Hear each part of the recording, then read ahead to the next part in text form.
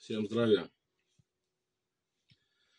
Написал песню, посвятил я ее нашим пограничникам и нашим срочникам, которые приняли первыми бой на границе Курской области.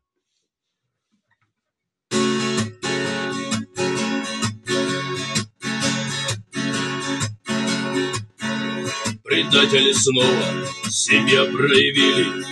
И не на фронте, а где-то в Кремле. Врага до границ они подпустили, а можно их было разбить по пути. Разведка кричала: ведем наблюдение, видим скопление вражеских сил. Дайте приказ на поражение, артой пусть размесят до подхода до нас. Но нету приказа, молчат командиры, а враг все ближе, спокойно идет. А на границе уже неспокойно волнуются роты безусых юнцов. Они даже толком стрелять не умеют, со страхом в глазах наката все ждут. Надеются сильно, придет подкрепление, помогут, научат и, может, спасут.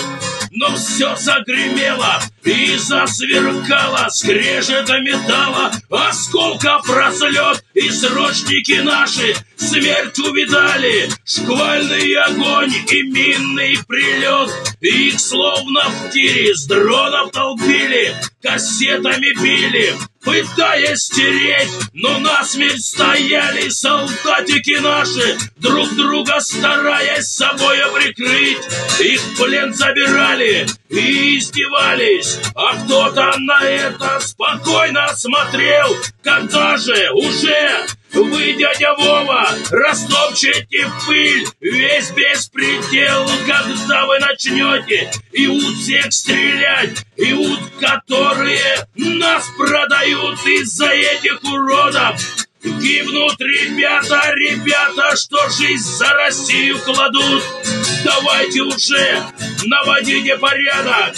Мы могли уже давно победить, но нам не дают эти суки, жажда которых карман свой набить. Предатели снова себя проявили, и не на фронте, а где-то в Кремле. Враги на границе они допустили, а можно их было разбить по пути.